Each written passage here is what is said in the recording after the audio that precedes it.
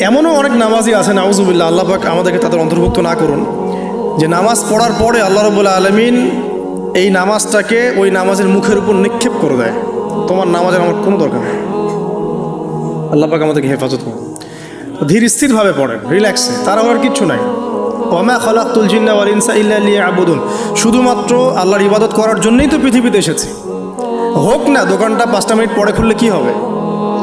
হ্যাঁ, জমিতে যান, জমিতে আধা ঘন্টা পরে গেলে কি হবে?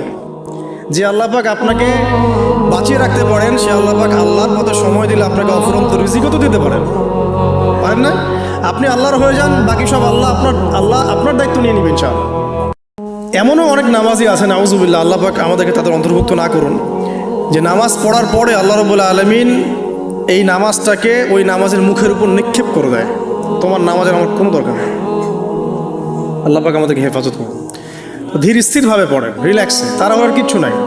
ওয়ামা খালাকতুল জিন্না ওয়াল ইনসা ইল্লা লিয়াবুদুন, শুধুমাত্র আল্লাহর ইবাদত করার জন্যই তো পৃথিবীতে এসেছি।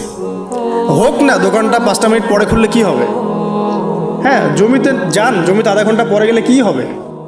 যে আল্লাহ পাক আপনাকে বাঁচিয়ে রাখতে পারেন, সে আল্লাহ পাক আল্লাহর পথে সময় দিলে আপনাকে অফুরন্ত রিজিকও তো দিতে পারেন না? আপনি আল্লাহর হয়ে যান, বাকি সব আল্লাহ আপনার দায়িত্ব নিয়ে নেবেন ইনশাআল্লাহ।